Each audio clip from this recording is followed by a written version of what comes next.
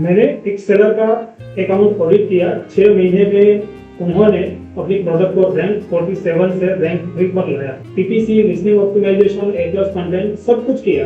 फिर एक दिन एफबीए में स्टॉक खत्म हो गया और 72 घंटों में रैंक 3 से रैंक 60 पर चली गई। 6 महीने का काम 3 दिन में खत्म। ये एक्सीडेंट नहीं था, ये अमेज़न के एल्गोरिथम का एग्जैक्ट रिस्पॉन्स था।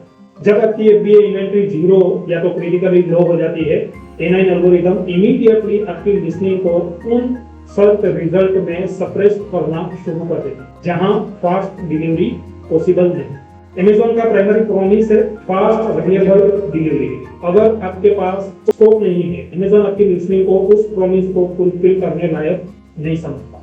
तो कंपटीटर जिसके पास स्टॉक है को ऊपर पुश करता है, आपको नीचे, और ये रैंक ड्रॉप जब आप रिस्टॉक करते हो तो ऑटोमेटिकली रिकवर नहीं होती है। अमेज़न को प्रूफ चाहिए कि डिमांड वापस आई है, मीनिंग आपको फिर से वेलोसिटी, कन्वर्जन, पीपीसी सब रीबिल्ड करना है। इस एक मिस्टेक की रियल कॉस्ट क्या होती है?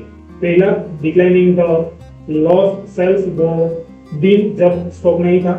दूसरा, रैंक रीबिल्ड करने में लगने वाला अगेन एक्स्ट्रा पीपीसी स्पेंड जो रैंक अपने ऑर्गेनिकली बिल्ड की थी, जो फिर से पीपीसी से पुश करना पड़ता है, यानी वो मनी, वो पैसे जो आप बचा रहे थे अब दोबारा आपको स्पेंड करना पड़ेगा।